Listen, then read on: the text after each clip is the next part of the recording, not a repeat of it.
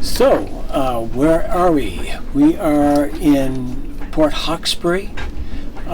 It's Cape Breton Island. It's between, right on the Cansok Strait, between Cape Breton and Nova Scotia.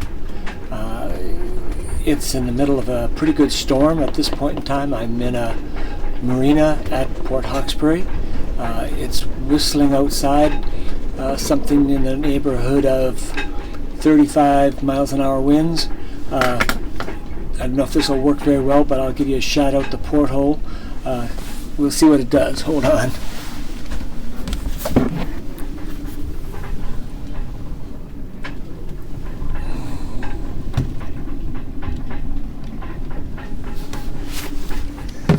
So I'll attempt to break down the next few days, one day at a time, just make them as little individual stories of sorts. That on Tuesday, August 20th, took off from Stonehaven Breakwater, which is in the Bay of Chaleur, heading to the east, going to go down in that direction, then go through a gully called Shippigan Gully, which has a bridge that's actually a lift bridge. All indications from my navigation software that it was going to be fine to be able to go through that way, not only because of water depth, which was not a big deal because it was enough of that, but that the bridge should be fine. Got near the bridge and discovered that the bridge master said, "No, you have too tall a mast and you cannot come through." So had to backtrack about 2 hours back. Then I had another close to 6 hours to get around. So it added about another 8 hours to that particular part of the trip. So I stayed on the east side or the southeast side of Misco Island on the anchor hook for the night, and it was a little bit of a sea running, but not too bad. Able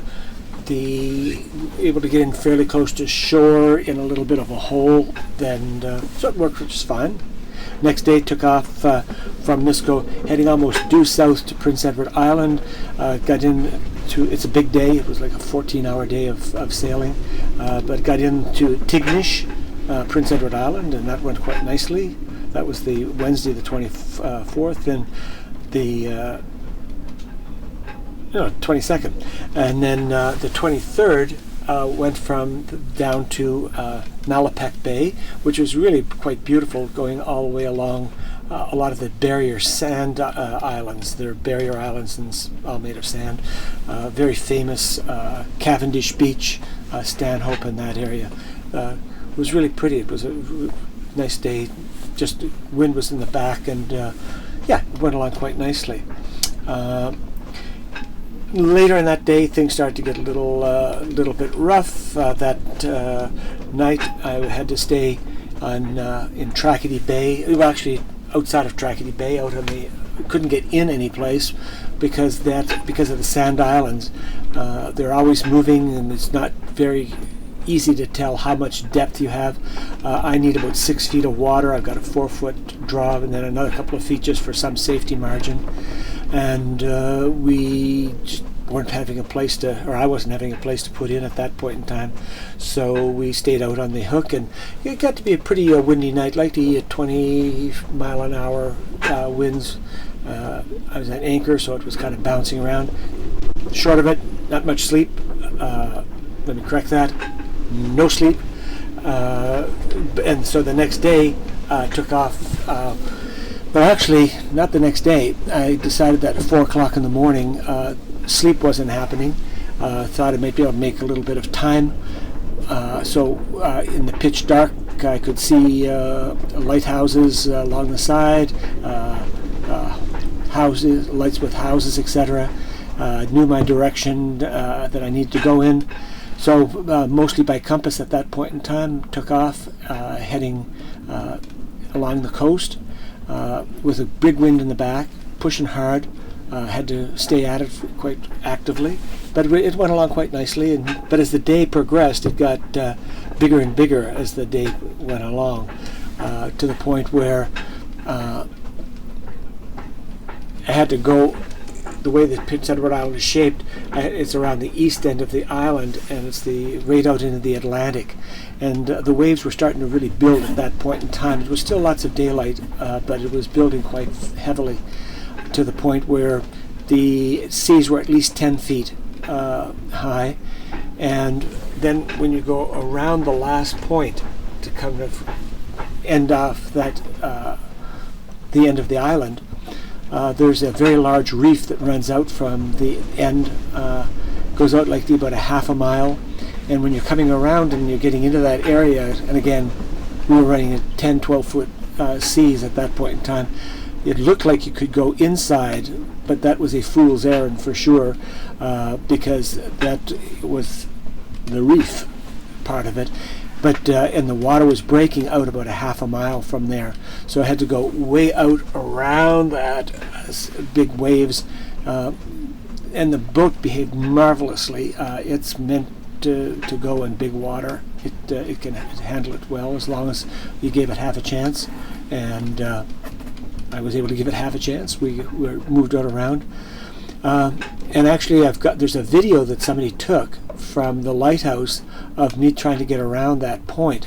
It's kind of a fun commentary that the person was doing. I will likely in the show notes put show notes in the footnotes. I'll put a link to that particular Facebook page that talks about and shows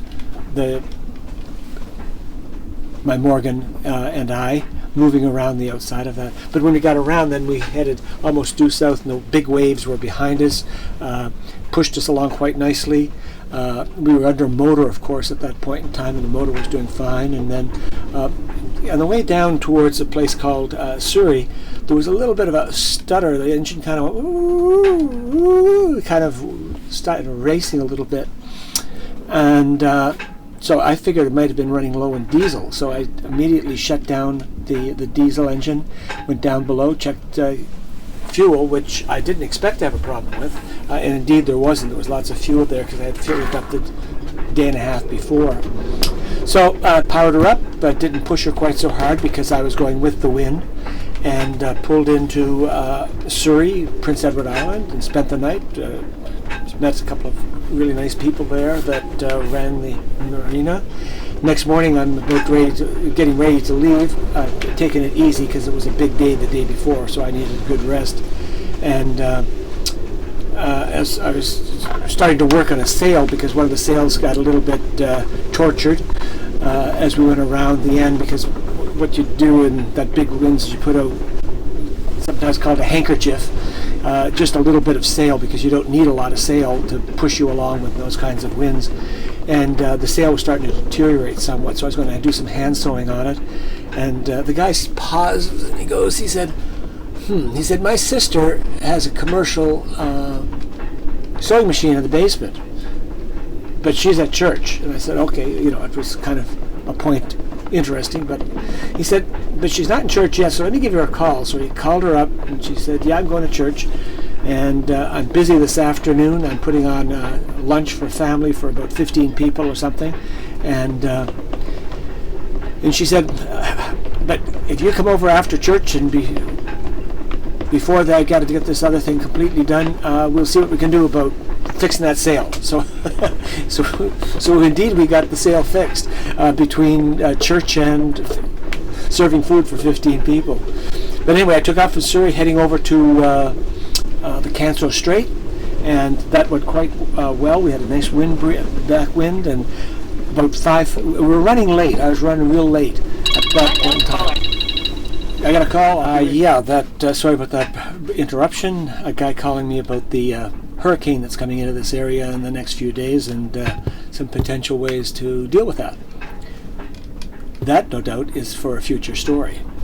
At this point in time, where was I? I was coming out of Surrey. We got the sails repaired, heading towards Canso, and it's getting late. I was going to be able to make it before sunset. And about 5 miles out, the wind within a minute and a half changed 180 degrees right into the nose. Had to bring down the sails because they were useless. In fact, they were a detriment. powered up, started moving into doing progress about 2 knots. Things are not going particularly well, but still making progress. Knew I was going, so everything should be fine.